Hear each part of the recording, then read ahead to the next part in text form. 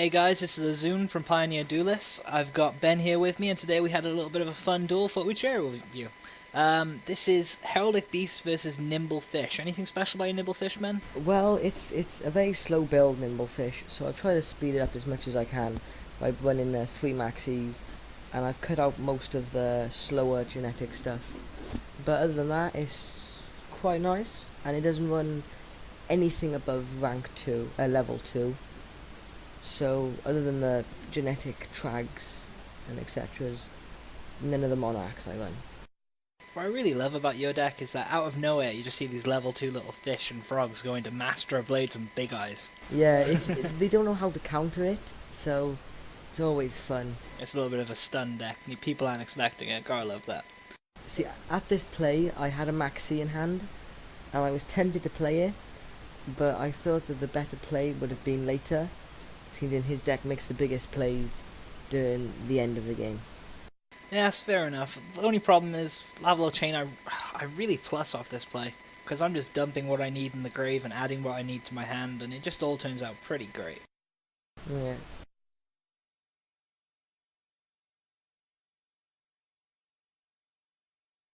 So at this point, he brings it back into his hand, and I believe he ends.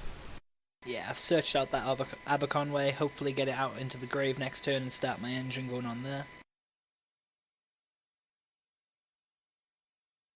I had the play now to make... This is me now, because I thought he'd be able to make Shockmaster next turn. So I was really trying to dig through that deck to get the Dark Hole for an out. Otherwise I'd had to use most of my resources to get out of the Shockmaster. And Dark Hole just seemed like an easy option. That's fair enough, that's fair enough. It's definitely the best thing to go for. At this point I had a play to make Tyrus, but I didn't believe it was the right time in the game.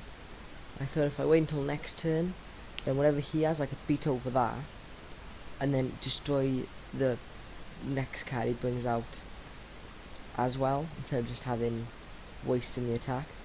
It's not a bad idea because, in all fairness, Heraldic Beasts, although they're quite overlooked as an archetype, they can go into that genome heritage, which can be one of the best Xyzs in the game at points. Like, if you went Tyrus, I would have just taken your Tyrus, taken his effect, his attack, made him 0 attack, and just went over you for pure advantage. Yeah, not many people know about that card. It is a really good card, and there have been some really good plays where you've taken my Big Eye. Oh yes. Which is heavily annoying. I think we might see one of those later. Oh yes.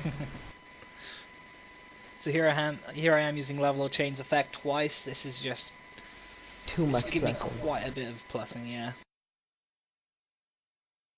See, this deck runs no trap liner. Oh no, that's not true. No, my deck runs no trap liner. Your trap runs no trap. And and I run no effect veilers. Oh, so anything he runs, the only way I can stop it is if I max C, and he doesn't want to let me draw too much. Yeah. I run a minimalistic trap lineup. I mean, I've got Call the Haunted, and I've got Heraldry Change, which is basically a themed battle fader. But apart from that, I'm not really running much.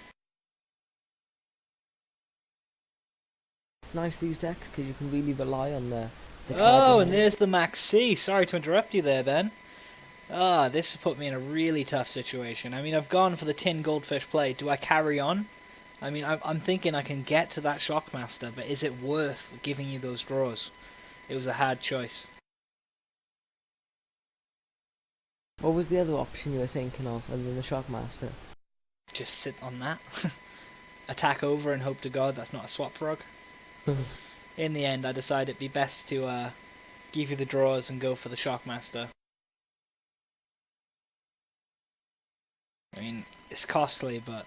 I do think the Shockmaster was the best play, because once you stop my monster's effects, the deck does just shrivel up and die, and I have to kind of like stall my way until it dies.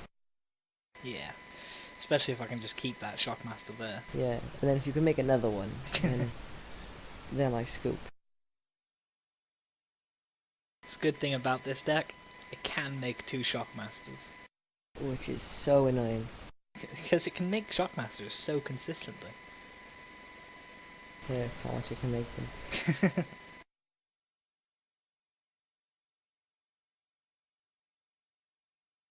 Just doing the scores now.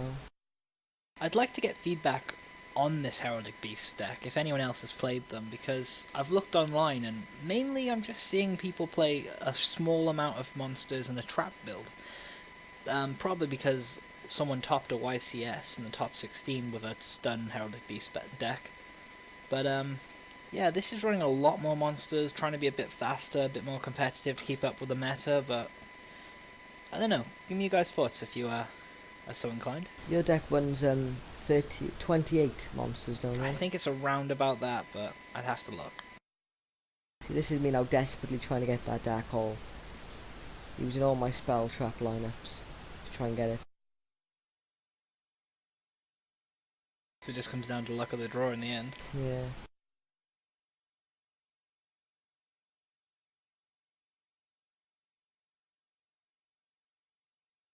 At this point, though, I already knew in my hand I had the opportunity to go into a Shockmaster the next turn, so I wasn't really too bothered what you did here. If I knew you had that Shockmaster plan in hand, I would have probably decided to scoop. Because I couldn't see my way around that. That's a good tactical play. If I could Dark Hole, immediately I could have made my Strike Bouncer and a Exabeetle. And Shockmaster still. No, if I Dark Hold. His effect lasts until the end phase. Oh, of course it lasts till the end phase. Don't worry, we all make new bears.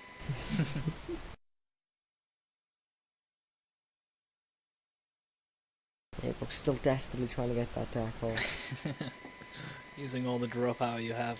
Not the Dark Hole. Tried but failed.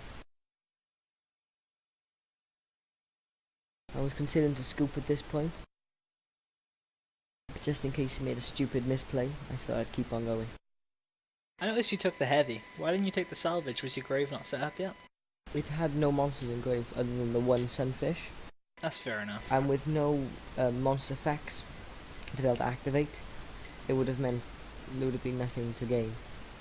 I thought if I can make a play in the future, then at least I'd have the Dark Hole and then nothing will be able to stop me. Yeah, that's fair. That's fair.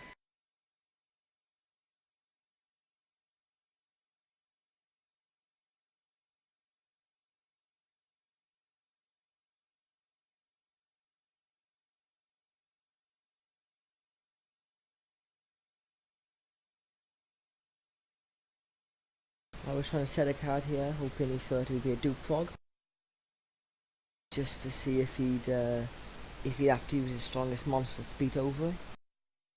I was too afraid going against this. I'd always use something above 2k to beat over. Yeah, hoping that he would at least survive me for another turn. And I said one card because I believe I had 7 in hand. I got a little bit excited at this point. I apologise as well, my grave is off camera. That's been fixed for future videos, but you have to use your imagination for now.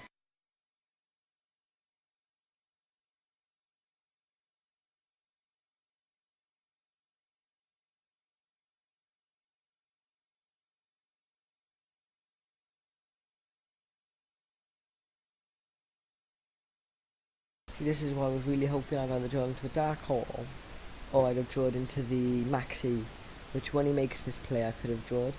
Well, at this point, what I chose to do, because you couldn't really see it because I sent the spell card straight to the grave, I Heraldry Reborned a Leo, then normal summoned an Aberconway, and then that fulfilled Eel's summoning condition of having 2 Heraldic Beasts, which let me special summon it, giving me 3 level 4s, and I was debating whether or not to go for a second Shockmaster. I even overlaid them all at one point, and I got a little bit greedy and wanted to do more damage, but after I looked at the score sheet, I could have just gone Shockmaster and safely attacked you for game, but I chose to be greedy, go for the Photon Pappy, go for the majority of damage that I could do,